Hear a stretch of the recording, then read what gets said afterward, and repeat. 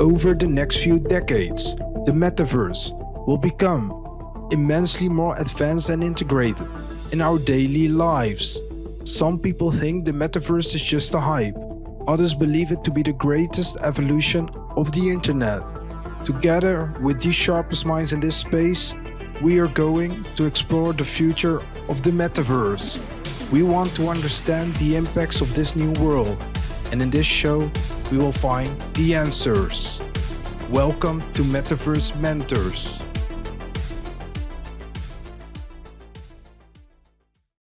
So welcome at Metaverse Mentors, everyone. Today's guest is called Meyer from the US, and we are going to talk about a topic that I'm incredibly passionate about, and that we have already been talking about with Andrew in an earlier episode, namely education on the intersection of Web3 and the Metaverse. So thank you for joining us. Got pleasure of having you. It's great to be here. Thanks for having me. Yes, it's definitely a pleasure. There's a lot of questions I'm burning to ask you in this session, but perhaps some context, because on Metaverse Mentors, we talk regularly about Web3, the developments going on there. Well, then you can combine that with education, which presents opportunities and new challenges. Can you perhaps walk us through the gradual evolution of Ed1, Ed2, and Ed3 and what these differences are? And then we can hang our dialogue up on that. Sure. Yeah, no, I love talking about that. I think the easy way to think about it is Ed1 is democratizing access to information. So I can go online and read any journal, right? Or I can read anyone's viewpoint.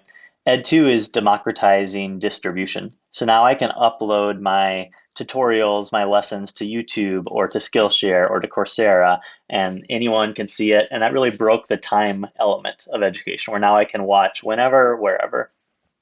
Now, what Ed3 is doing is adding on that layer of democratizing accreditation. So I can now build my own education with these different pieces. So before, I would have to either go watch stuff and I might not get credit for it, no one would recognize it, or I have to take most of those courses through a centralized place like a university, or maybe I get a certificate from a specific company. So with Ed3, what we're doing is we're truly personalizing education, where I can create my own path, find the pieces that are most useful to me, and get credit for those. And that could be traditional education like classes, or it could be non-traditional like experiences in the workplace, starting a company, volunteering, whatever it might be. So I think the Web3, what we're really talking about, I always say the quick version is tech-enabled personalized education. Really interesting. And I think, the tech enablement is very relevant for the fast-pacing world that we are living in today. And that ties also into a topic and a possibility of micro-credentials that a lot of people talk about. How does that plug into the development of Web3, and what are the possibilities there in the context of personalized learning and personalized learning journeys? Yeah. Well, we know that currently most education systems, you get credit when you're done, right? So if I don't finish the entire degree, whether it's a bachelor's degree, an associate's degree, or even a micro-credential, a lot of schools are offering micro-credentials, I only get credit if I finish the last thing, pay the last bill. And because of that, in the United States, you have a situation where something like 40% of people with student loans don't have a college degree, right? Because they do part of college and don't finish. What Web3 really lets us do is to credential along the way, right? Because we atomize the credential. When you don't have to go through a registrar, an individual, we can get credit for each assignment, right? We can get credit for each day. We can get credit for each class. So micro-credential, a lot of people might think of that as maybe a month or 2 month long experience, and universities are offering that. I think Web3 allows us to get even smaller, right? So we can demonstrate a project that we built, an assignment we did, a paper we wrote, because with Web3 credentials, we're also able to give the actual product that we've created. So instead of just seeing that I got an A in English, the employer or the master's program or whoever is looking at this credential can actually see the paper that I wrote, right? If I want to prove that I'm an entrepreneur, I could actually show the product that I built in the degree. So the degree becomes more than just an attestation, it becomes actually a demonstration. So that's, I think, where we can really atomize the degree and get more specific. And that allows people to off ramp whenever the time is right, right? So it's a little bit old school to say that a degree has to be 4 years or has to be 2 years. That's all based on the institution's timeline. What we want to do is flip it and give the power to the student and say, hey, you can go to that class, you can go to that experience and get as much as you need for what you want to do, right? And you can get credit for that. So there's actually a really powerful term that I wrote about recently on my blog, ed3.gg, called the sheepskin effect. And this is the fact that if you go to 7/8 of a college university program, you don't get paid 7/8 of a graduate, right? So essentially, You employers are don't paying get a for the job. piece of paper, right? Yeah, exactly. You don't get a job. And so it's like they're paying for that proof that you can complete something. They're not actually paying for the learning, right? Because you don't learn everything in the last semester of your university degree. And so the sheepskin effect basically says that employers are paying for the paper or the sheepskin that it's printed on. And so Web3 really allows us to eliminate the sheepskin effect because we can earn as we go. We can earn attestation and even earn potentially financially as we learn, which is really interesting. I'm so bullish about this possibility. And I know there will be questions Yeah. like, okay, but if you have a master's degree, then at least that's a demonstration that you have the ability to finish things till the end. So perhaps there Yeah. is also a question there for institutions adopting these credentials and acknowledging that. Yeah, how do you see that? Yeah, I think the answer is always and. I think university degrees are going to be incredibly valuable moving forward. But some people don't have access, some people don't have time, they might have a family situation that doesn't allow it. And some employers, maybe it's a non-traditional employer like a DAO, or maybe it's just a project you're doing for a company, they don't need proof that you can finish a master's degree. They just want you to come in and do a specific task, right? And so I think what will happen is that you just have different levels of trustworthiness, and it'll probably depend on the employer what they want to trust. So, will I trust a university in a country that I'm not familiar with? Maybe. I'll probably be more likely to trust what I can see, like the work that that person's actually done. And if I want someone to, be a developer for me or to be a writer for me, I don't really care if they spent 4 years studying a bunch of different things, as long as they can do the task that I want them to do. And I think the important part of this is that, 93% of the world doesn't have a college degree. And a large number of the world, about 600 million kids, aren't hitting minimum proficiency in math and reading, right? So this really allows alternative paths. So if I can't go to a university for financial reasons, geographic reasons, family reasons, I can still improve my economic position by learning in alternative ways. And so I think this really just makes education more inclusive. But yeah, I think college degrees will still play a major role, but I think they're going to lose their monopoly on credentials. Yeah, I think those are massive statistics, and it's an important point that you're underwriting there, that is complementary and not necessarily replacing traditional institutions or educate. They will have their place, but they will be less of a monopoly. And what I also like is that you could have been in university for 4 years and got some nice degrees or nice rewards, like, okay, you excelled in math, but a 9 or an A on math doesn't necessarily show you what you did. It just Right. is a number, but you don't see the Yeah. project, you don't see what time. So I like that validation with the possibility of micro credentials. Simultaneously, what I'm also interested in is, let's say we have the possibility to create so much micro credentials about what I've been programming, about the presentation or a project I gave, about a network event with proof of attendance protocols that I've been. Yeah. How can you make sense of that as a company or as an institution to know, okay, this is what I want, because there is so much, and you already see this happening with Coursera, Udemy.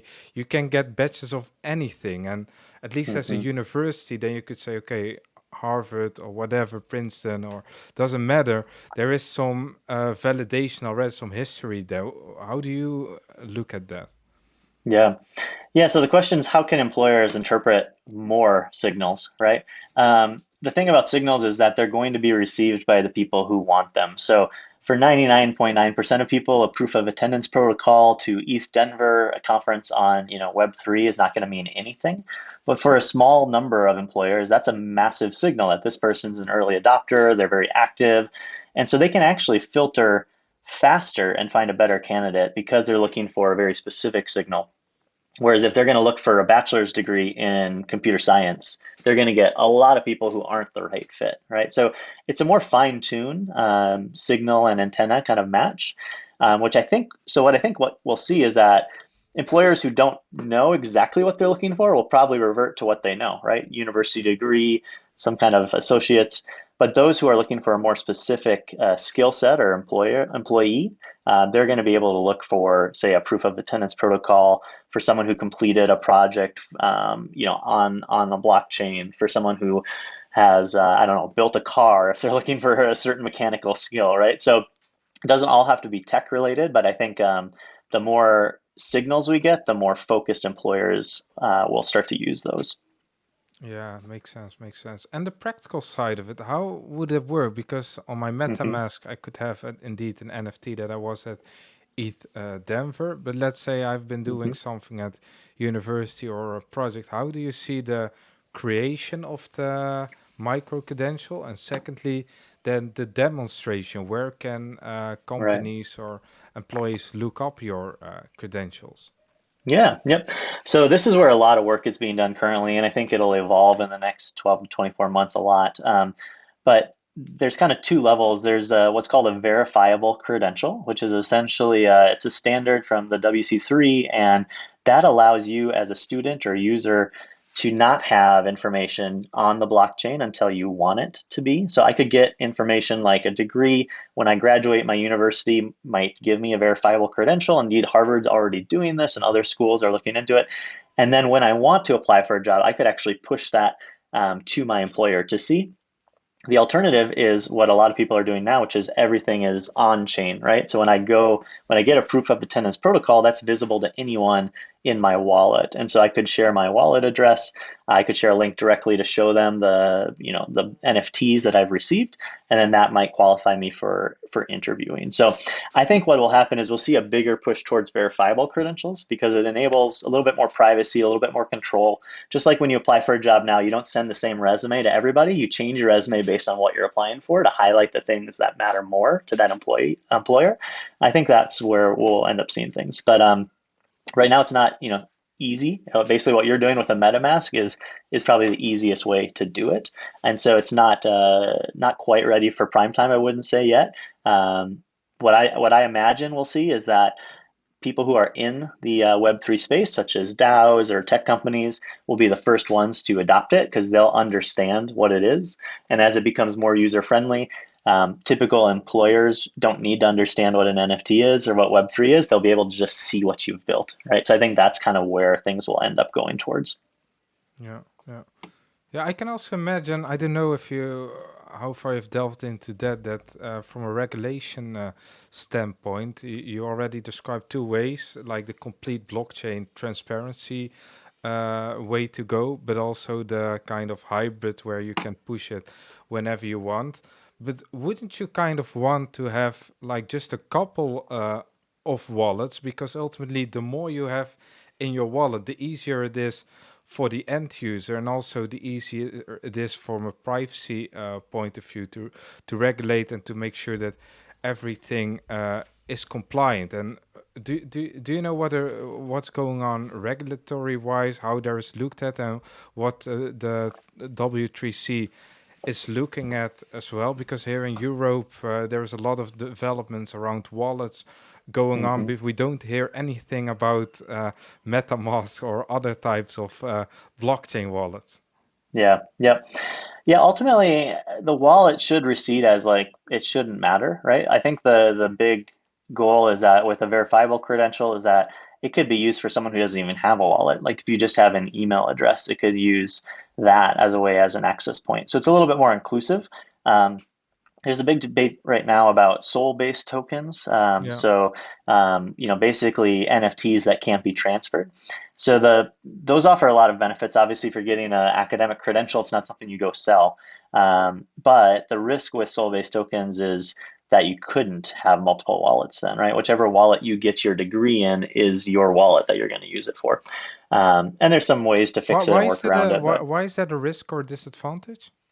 it would just be if the wallet was compromised or if you want to keep different information different places, So if you don't want people to know that you attended a certain event, um, but that's where your degree is, you wouldn't necessarily be able to combine those. And the biggest reason might be for privacy issues, So if I don't want people to know that I'm a woman, I don't want people to know that I attended an event in, the United States, I don't want people to know that I'm a refugee. Like there's different pieces of information that might be in that wallet. And so I think it's important to just think about how do we give people the ability to keep those details private as much as they want, right? And so Isn't that what that's where zero soul-based knowledge tokens. proofs is trying Hmm. to tackle Exactly. the problem? Yeah. Yep. That's exactly what they're trying to tackle. Um, so it's not quite there yet, but I think that's going to be a big discussion point. What's interesting is that all of this is probably an improvement on the current system, right? Where Mm. I just call up a person and they have access to my information, and when I apply, it's on a Word document that anyone could forward, right? So I think we're already leaps forward from the status quo, but we want to build it in a way that maintains privacy and user control while also validating information. Yeah, yeah, yeah. I love the such fascinating topic, and on the point that Hmm. when you lose your wallet or something happen, I think there is already being some solutions built that you can revoke your data or wipe it from a distance, and then you can set it up again. So there will be applications there, I think as well. So speaking of the credentials, like what kind of characteristics are we looking at? I read that cultural relevance is an important part. Why is it so important? And what should I imagine there? Yeah, I wrote an article with Simone and out of Italy on cultural relevance, and kind of the thinking is, you know, NFTs became popular because they're fun to show off. And when we think about credentials, we want people to be able to showcase their learning and especially showcase it in a way that's fun, right? Like if it's a boring diploma, that's not really something people want to put up and show off. But if we can make credentials culturally relevant, something that people have a stake in and are proud of, it's more likely that those credentials will be used, and you'll also be more likely to find people with those because people are sharing them, right? So I think it's important to think about how do we combine the worlds of art and education, and there's a lot of potential because visually you could represent learning in a lot of different ways. It doesn't just have to be a square JPEG. It doesn't have to be a Word doc, right? Like we could really bring out different elements of learning, and people could filter and sort, just like you would traits on an NFT. And so there'd be a lot of ways to, I think, find people that you want to connect with and find opportunities as well. So I think it's important that we build these things learning from the market. The market's telling us that visual on-chain elements like a POAP or like an NFT are what people get excited about, even though there were open badges and other things in the past that brought in those elements. That's not always been in the discussion for the academics. Yeah, yeah. Perhaps a stupid question, but let's say I have completed a particular computer project from a particular department, and I want to find like peers who are also involved Hmm. in the same field. How then can I trace them down or find them Hmm. because it's on their wallets? Yeah, you could search for the contract, right? So anyone who's executed that contract on Etherscan, as an example, if it's on the Ethereum network, Yeah. and then you'd find those different wallets. So that'd be one way you could do it. But the Because there is one issuer that issues all these Mhm. NFTs, right? Yeah, exactly. Yeah. And so you could find them that way. There's a number of sites too that are making that easier because I think we haven't found the Google search for contracts. Like you can do it via Etherscan or others, but it's not incredibly user friendly. But that'd be how you would do it technically. Yeah. Yeah, so fascinating. Can you talk a bit about the craziest applications or on Web3 that are currently going on that you are like, wow, I'm so intrigued by that this is already taking place. Yeah. Well, I think the one example I'm really fascinated by, and I'm working on with a couple of clients as well, is how do we align the incentives so financially students are actually making money while they learn, and the people who are teaching them are also making money while they learn. So a lot of times this is referred to as learn to earn, kind of a play on play to earn. People have heard with Axie Infinity and other online games where you actually make money. Like if any of your user or listeners have done Step In, where you actually make money while you exercise, that's another example. Sometimes they call it move to earn.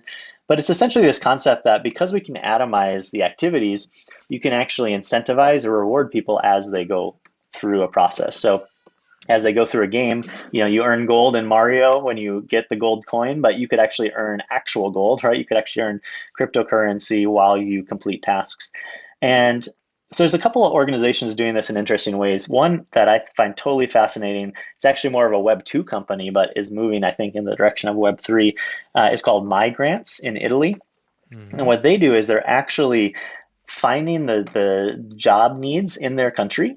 And then when refugees come to Italy, they're incentivizing them to learn the skills for those jobs. And so they earn money as they learn those skills. It could be as simple as learning Italian, right? Or it could be more like I'm learning welding or I'm learning software development. So they make money as they learn those skills, and then they can get hired at the end by these employers. And you can see the model fits really well for those educators because instead of paying a headhunter to find talent, they can essentially pay these companies to educate people. And so they're paying earlier in the employment cycle, right? So a large health system might pay me to teach people about becoming a nurse because they know then they'll have more talent for their jobs instead of trying to market and spend money at the end to find the people. So you can see a lot of people using this sort of model like FieldSpace or RabbitHole.gg are both companies that are teaching people development skills in web development, and they make money because they're sending talent to companies, but then they can offer their courses for free or even potentially earning money. The one that I am involved with more deeply is called Metacrafters.io, and Metacrafters is a learn to earn game. So you actually learn how to be. We teach Web 2 developers to become Web 3 developers, but it's in the context of a game. So you're actually doing tasks within this game that feels a little bit like World of Warcraft, maybe.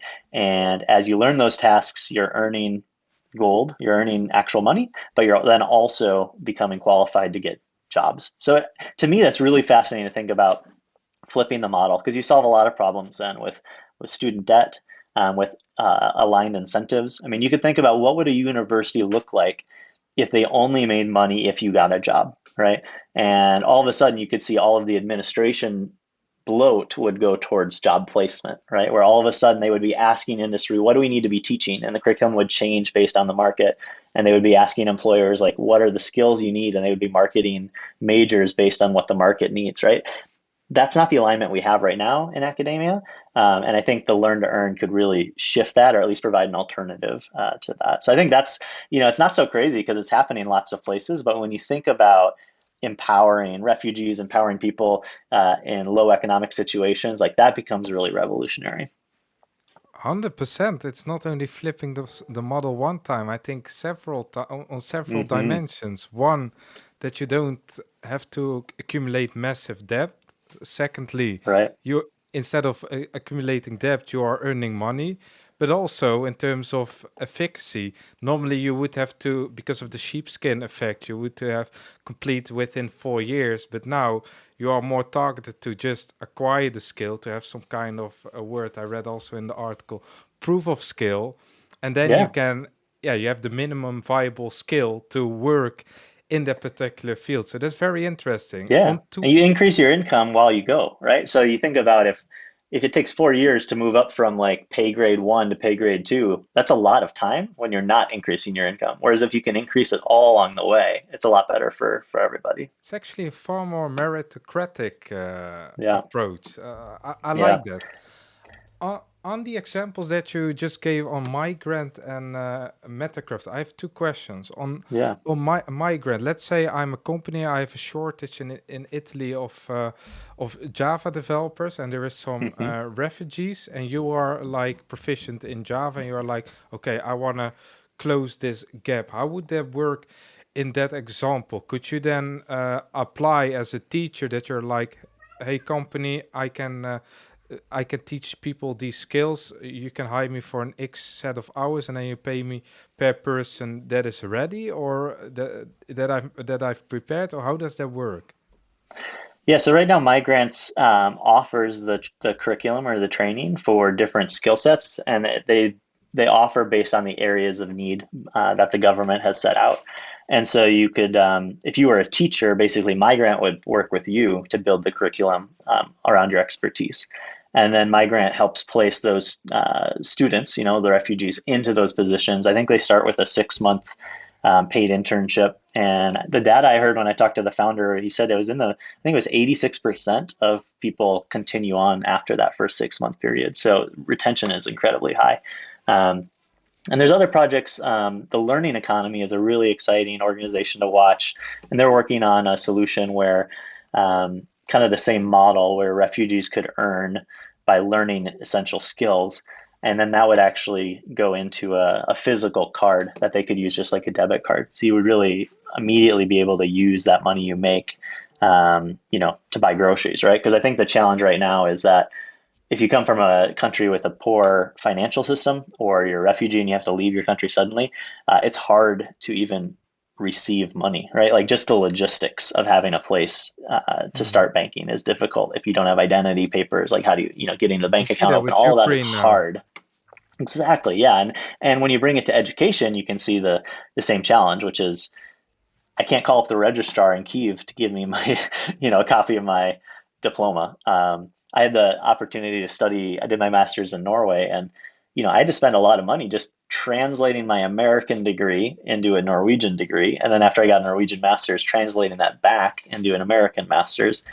So all of that middle person, the cost, the translation, like that all gets solved because it's all built, it's all visible, and it's all we can connect libraries of learning. So this skill A translates to skill B, and it's all done automatically. So I think that's really exciting, especially for people outside of probably North America, Western Europe that have access.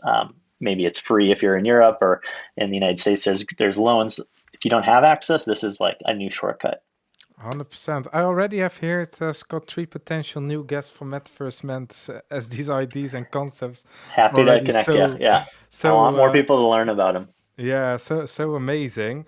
On the second one, Metacraft, I've googled it while you were Hmm. talking. On episode 12, I think we had a founder of a play to earn company, Castle of Blackwater, and he was Hmm. speaking of a phenomenon in the play to earn realm that's quite problematic and also challenging. And I'm interested how you tackle that, or is possible to tackle in learn to earn.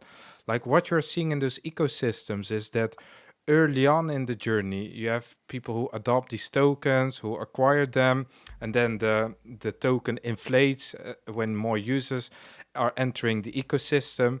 But then they are also incentivized to ultimately sell them, and then everything comes crashing down. That has happened to Hmm. Axie Infinity actually just a couple of months ago.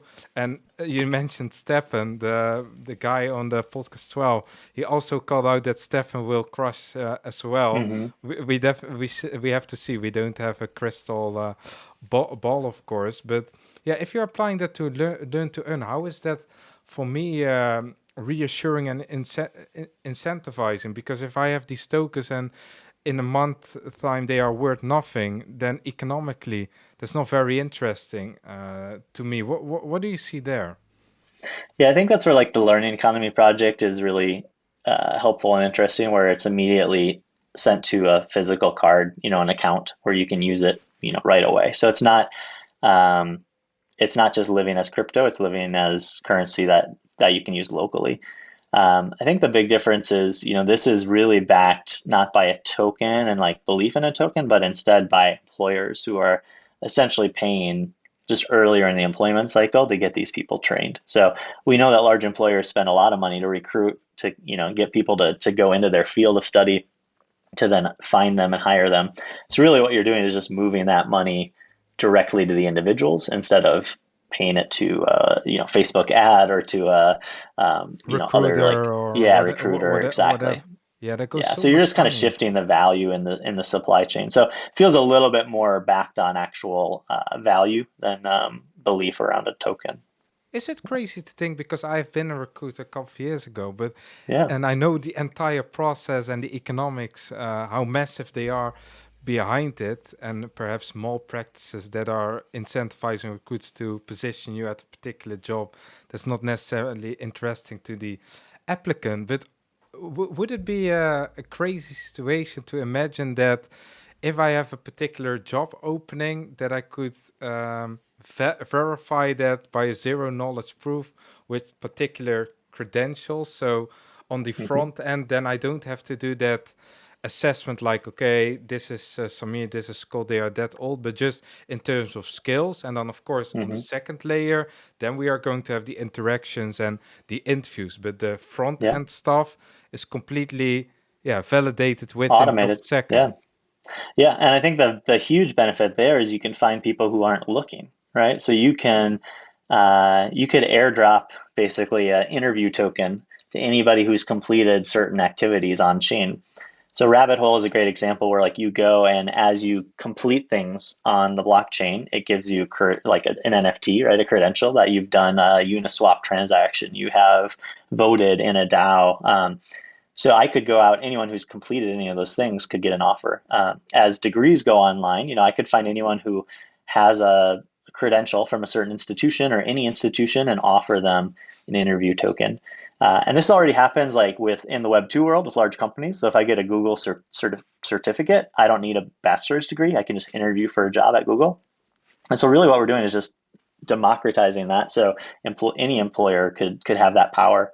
So I think what's the fascinating thing to me is what does this do for labor markets? Because you imagine like there's a lot of political tension always around immigration, and people are coming into the country and taking our jobs. But what can happen now is that these jobs are open to anyone in the world.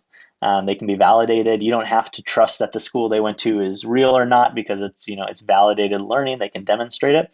And now I can hire people from anywhere for a lot of the jobs that don't have to be done in person. And so it'll be fascinating to think about like true globalization, where now online work could be done anywhere. So it's kind of outsourcing to the next level, right? Where it's not just outsourcing to a big development company, but a lot of these positions I think will be opened up for the global labor market. I think this sounds scary to a lot of people, but I definitely see a lot of Yeah. opportunities simultaneously.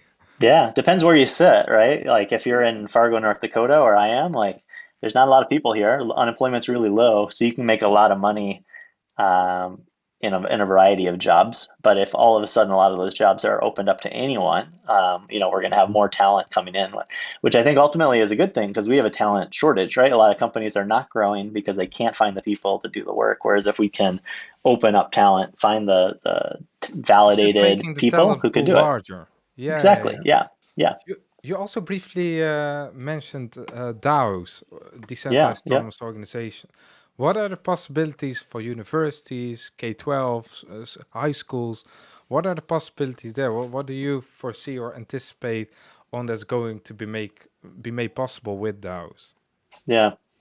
I think, the challenge of a school is right now, most schools, you have to have talent located physically or geographically there. Sometimes you'll bring in classes. So a lot of rural schools in my state are actually teaching online classes because they can't find the teachers to teach economics or psychology or some of these kind of skills. So what happens when we get even more specific, right? And that's where I think DAOs can really step in. So I'm a member of one DAO called Ed3 DAO, and you can go to ed3educators.com to join that. But what they're building is a certification for teachers about Web3. Another one called Invisible College is teaching people about Web3. Another DAO called CCS is teaching about the intersection of society and the impact of cryptocurrency. And I could start to see DAOs really becoming niche experts, right? So I can pull in all of the experts in Mesopotamian history. And if I'm a school that wants to teach that, like I can go to that DAO and get a class or a lesson or an activity.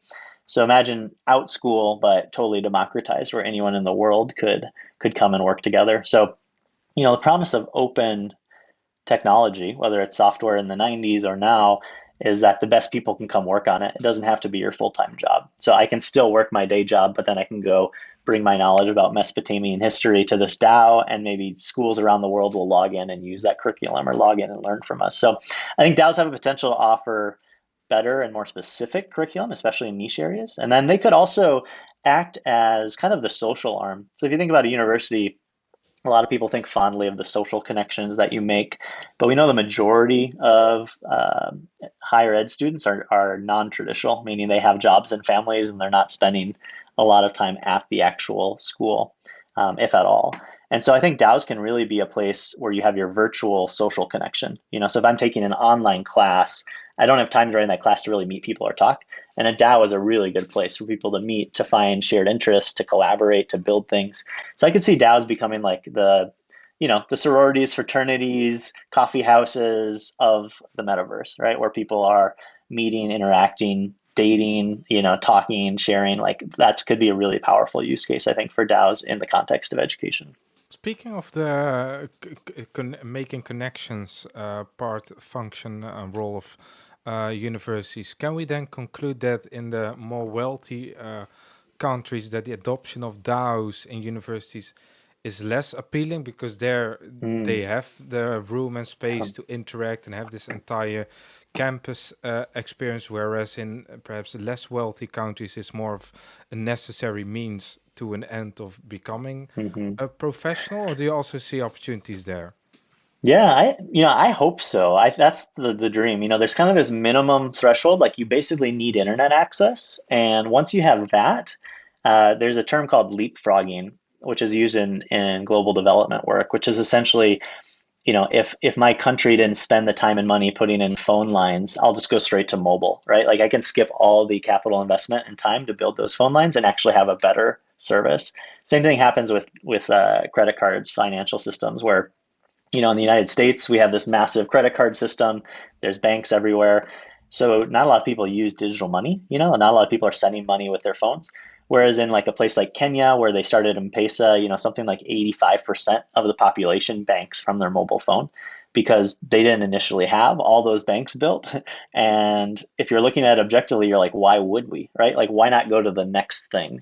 And so I think DAOs could provide like a leapfrog effect for people who maybe have been left out, whether that's geographically they're in a poor part of the world, or even just time wise, like I can't hang out with people while businesses are open. I can do it late at night after I work my night job or whatever. So I definitely see DAOs as could be a social equalizer, hopefully.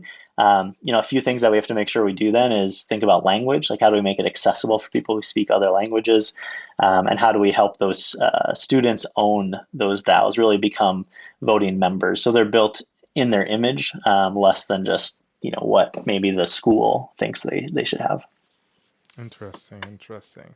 A question I've been really interested to ask you, and I ask a lot of my friends in the Web3 sphere, and I also ask myself, because when you dig down deep in the rabbit hole and you're also very focused in the field of learning, it's easy to encounter some kind of confirmation bias where like, okay, Mm-hmm. Web3 is the medicine for everything, and you have written some very imaginative and far in the future, or perhaps short in the future, like unique application for Web3 in the future. Do you sometimes think about that? Like, I have to step out of the Web3 mind and Mm-hmm. take a step back. What's your experience in that? Yeah. I've kind of had a realization the past weeks, even just like I want to do more of this because I feel like the future is unwritten. I do think that Web3 has a potential to democratize and really increase, I always say, accessibility, affordability, and improve accreditation. Um, but it doesn't necessarily have to end that way. I think with the internet, like it also started open, and then we had more aggregation around big companies, and so I think that's a possible outcome too. So I really want people to know what's possible and get more people building use cases, because right now there's not enough like easy to use use cases for these tools. I think the majority of the people that I talk to are probably not bullish, like they think this will never happen. So I get plenty of the negative, it won't happen stuff.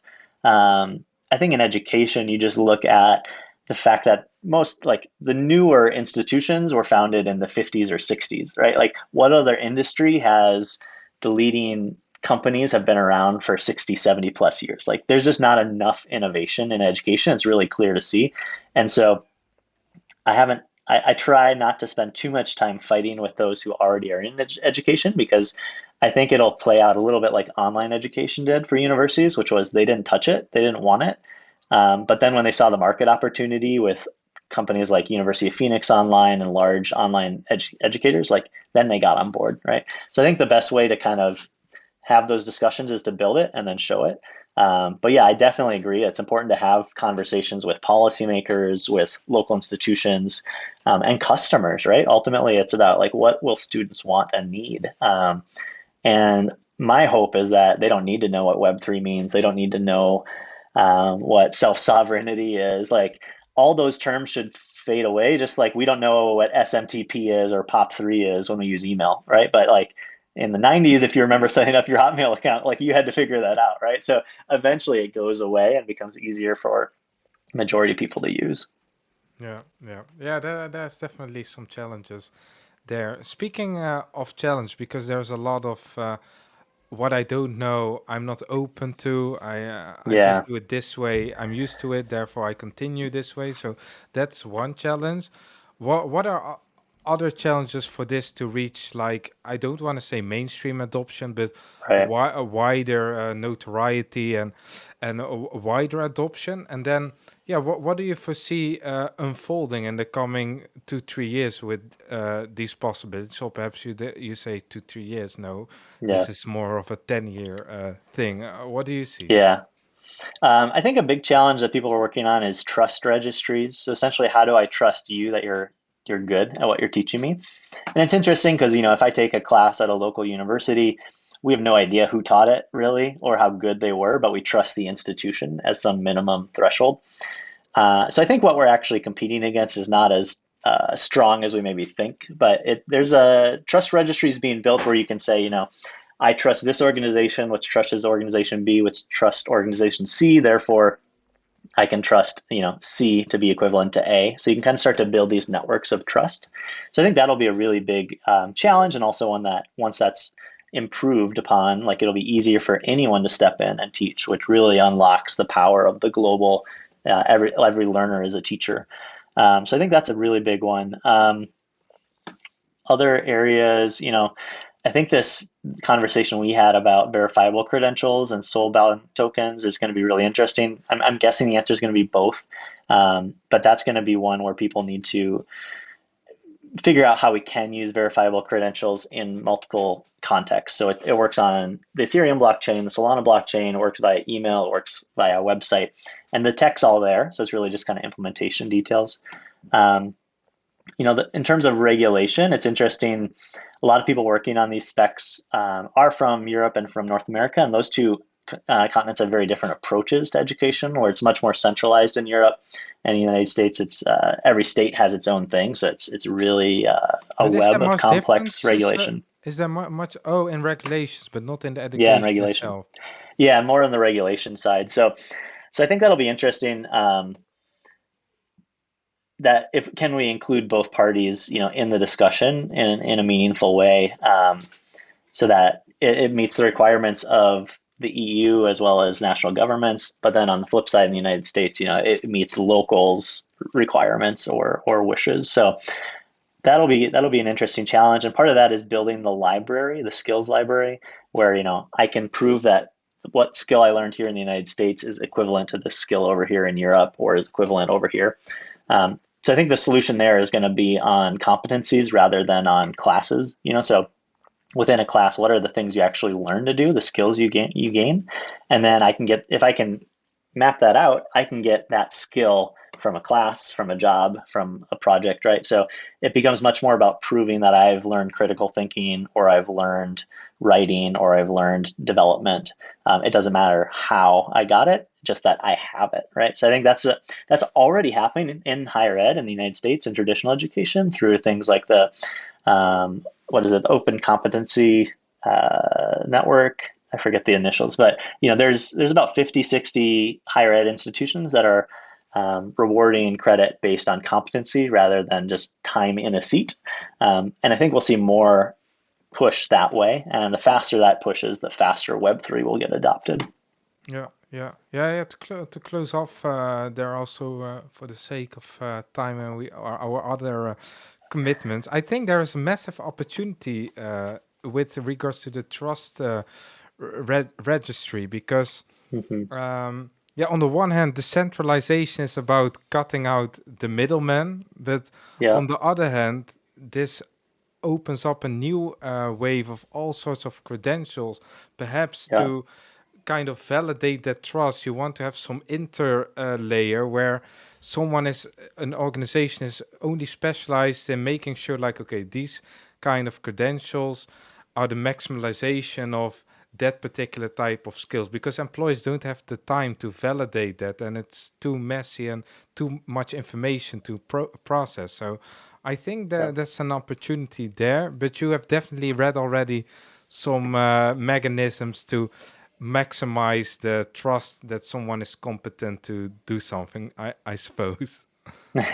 Yeah, I'm reading and I'm trying to learn. And I think if anyone out there is interested, we'd love to have you build in the space, because that's really, I think, where we're at is a lot of these, what we would call primitives, like the basic things we need, are still being developed. And that's still being developed for like Web3, let alone education, right? So these primitives need to be built for Web3. And what's so exciting about the space, what I love about it, is you're on the ground floor, literally writing the specs for what will be used in the next decades. And so anyone who likes that work of developing the future, now is the perfect time to get involved in Web3, and more specifically Ed3. Man, super inspirational and I hope so. thought provoking. Absolutely. Let me do one Google search for the last minute to close with the final question, which can be Perfect. I ignored. love it. Okay, I see. Ethereum has depreciated 80% today. So it's uncontestable that we are in a bear market now. To what extent does that influence all the Web3 but also Ed3 developments, you think? Or are you like, no, I'm just building, I don't look at the markets, and where the building has happened will ultimately influence what the marks will do? Yeah, I think what's nice about education is it's not on the speculation piece, right? It's not trying to make a quick buck. It's about giving people skills that then they can use to make money. So I don't think it'll have a huge impact. The big impact will be less people might come to the space. Like, what's nice about a market that's going up is it attracts people, and they might start by trading, cryptocurrency to try to make money, and then they see the power, and then they get more involved. So I think that's the risk, is that it loses some of its appeal, but it's also a typical cycle, where like that happened in 17 and 18 too, where the market went way down, and you are able to lose a little bit of the negative attachments maybe. So people who are kind of doing scams, trying to make a quick buck, are less likely to be in the space, which allows those who are committed to building over the 10, 20-year time frame to really focus. So I would love it if the markets went up, but I don't think it'll significantly change the amount of progress that's going to be made in the space. I think it's great message to close off with. Thank you very much, Scott. So much concepts and use Yeah, it's fun. cases hearing here. And